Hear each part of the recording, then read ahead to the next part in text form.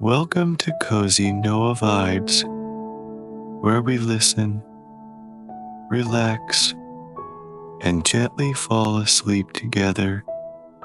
My name is Noah, and I'm honored to be your host tonight. Tonight, I'll be reading an adapted fairy tale collected by the Brothers Grimm called The Six Swans. In this version, a kind-hearted princess embarks on a long and arduous quest to save her brothers from a troublesome spell. Throughout her journey, she learns the importance of patience and determination. During this bedtime relaxation moment, let's use this time to unwind and transition from our busy daily lives to the peacefulness and tranquility of the night. Make yourself as comfortable as possible. You can adjust your position, stretch your legs and arms if that helps you relax. When you're ready, take a deep breath, inhaling through your nose, pausing at the top, and then gently exhaling the air. Whether your eyes are open, softly gazing into the darkness, or already closed, preparing to sleep, focus on the present moment, using your breath as an anchor. On your next inhale, try shrugging your shoulders up to your neck, holding the tension at the top, then releasing them as you exhale, feeling the tension melt away. Repeat this a few times, or as many times as you need, until you feel sufficiently relaxed and grounded in the moment. Inhale, gather the tension in your shoulders, then exhale, releasing all the built-up tension. Meanwhile, begin to imagine a beautiful castle under a bright sky. Picture yourself walking along the serene garden paths on a sunny day. This is where our story begins. Fairy tale bedtime story. Once upon a time, there was a king and a queen who had 7 children. The first 6 were handsome and brave sons, and the 7th was a daughter. Being the youngest and the only girl, she was adored by her family and cherished by everyone at the court. Her name was Elise, and she was gentle and sweet, with a kind and sunny disposition that could brighten even the gloomiest days. Everyone in the kingdom thought this royal family was perfect, and the king and queen lived happily in their palace with their children. As the princes grew older, they began to tire of being confined within the palace gardens, so their parents allowed them to explore the woods from time to time. The brothers loved adventuring along the forest paths, sometimes playing for hours and returning home covered in mud. Their mother would often scold them softly, but she was happy to see them enjoying the fresh air and the delights of nature. Their sister Elise, being too young to be trusted with just her brother's care in the forest, was left behind to play small games in the garden, and sometimes she felt it was unlucky to be both the youngest and the only girl in the family, as her brothers seemed to have all the fun she couldn't enjoy. One day, let's take a deep breath together. As the princes were playing in the woods, they found a path they had never noticed before. The eldest discovered it while bending down to tie his shoe. Seeing the path winding through the underbrush, He quickly convinced his brothers to follow this mysterious trail, and soon they were making their way down the little-used path, not caring if their shirts got torn by branches or tripped over roots. In their pursuit of the mysterious path, the boys didn't notice they were heading deeper into the heart of the forest. They continued on, unaware that the bird song they usually heard in sunny places had ceased, replaced by an increasing darkness. Finally, they reached a clearing. In the center of the clearing was a small moss-covered stone cottage with smoke curling from the chimney, and beside it, a large black raven perched on a wooden bench by the front door, watching them curiously.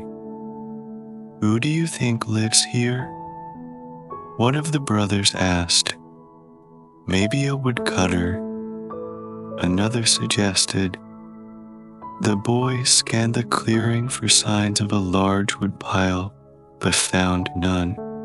Instead, in the center of the garden was a pile of giant white swan feathers, as if the person living here was collecting them to make down quilts. While they marveled at the size of the feathers, an old woman opened the door and stepped into the yard. "I don't like visitors," she said.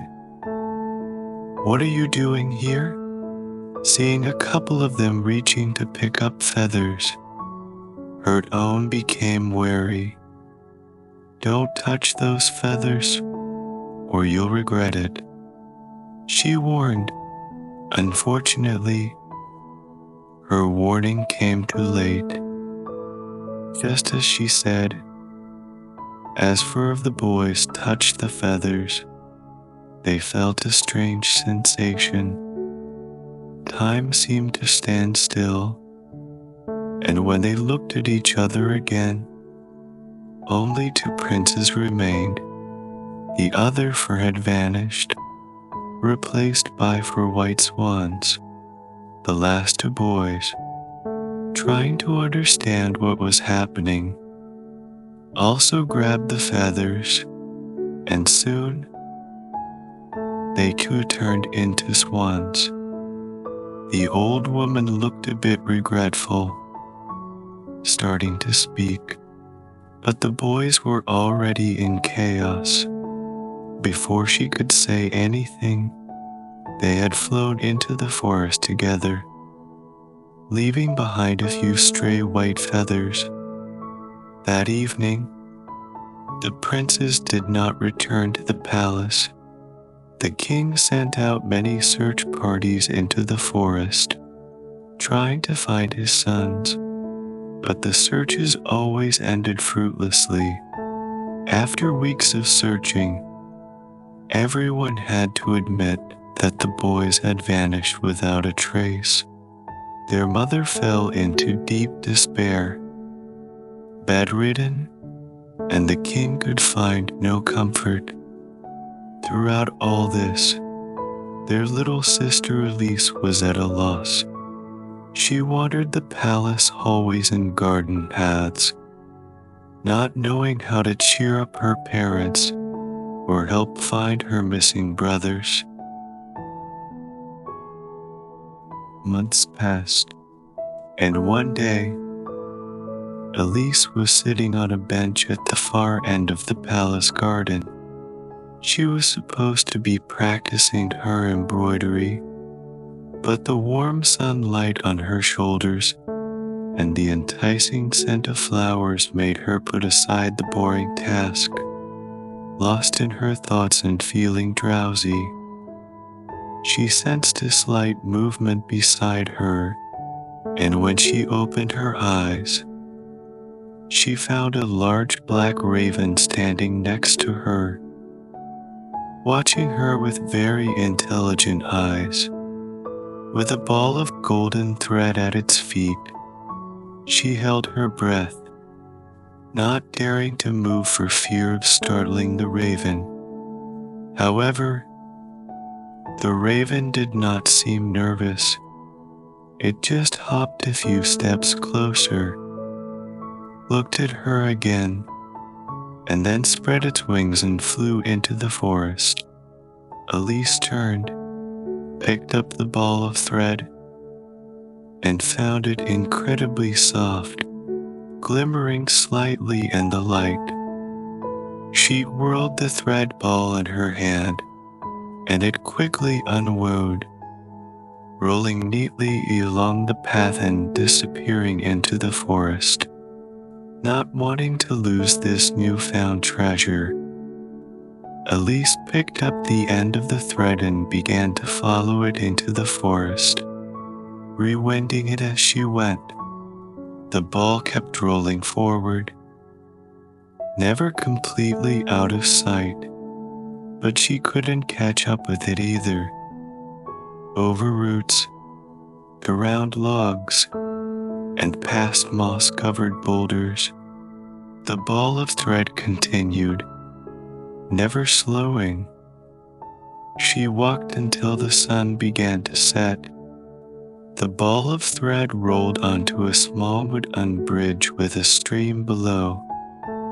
Elise followed it over the bridge and found herself in a secluded hollow surrounded by tall ancient trees. In the center of the clearing was a small cottage. The ball of thread rolled to the front door and finally stopped.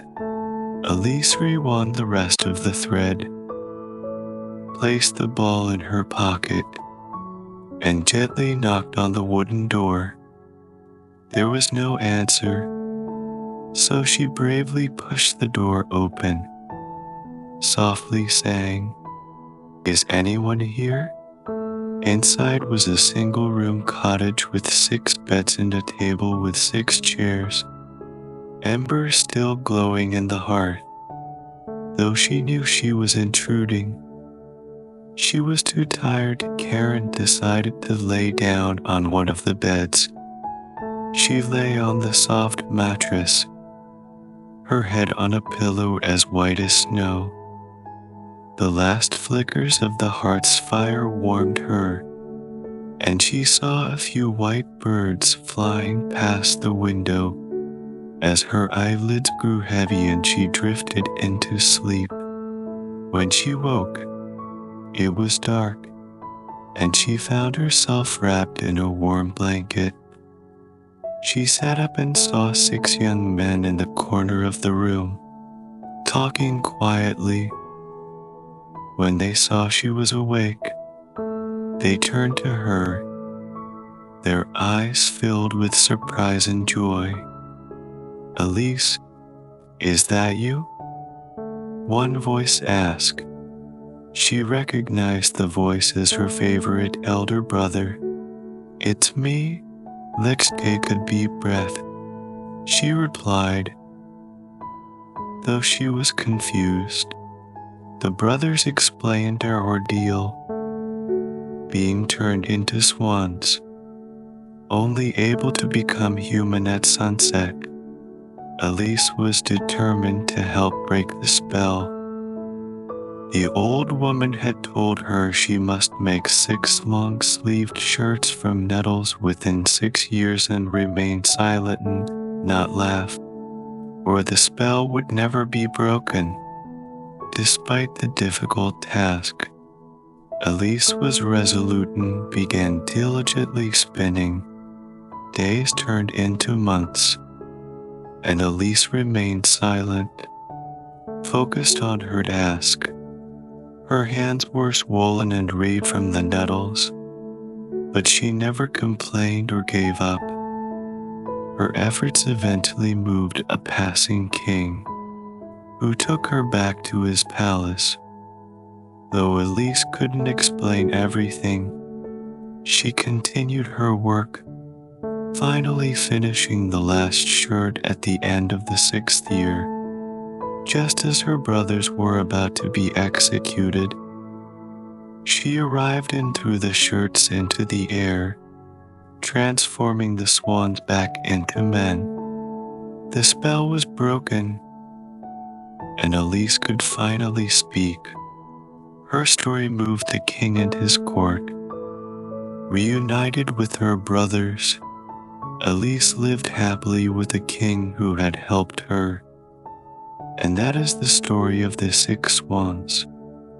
This tale shows us that even in the face of great difficulty, love and determination can overcome anything. I hope this story helps you relax and drift into a peaceful sleep. Good night, and sweet dreams.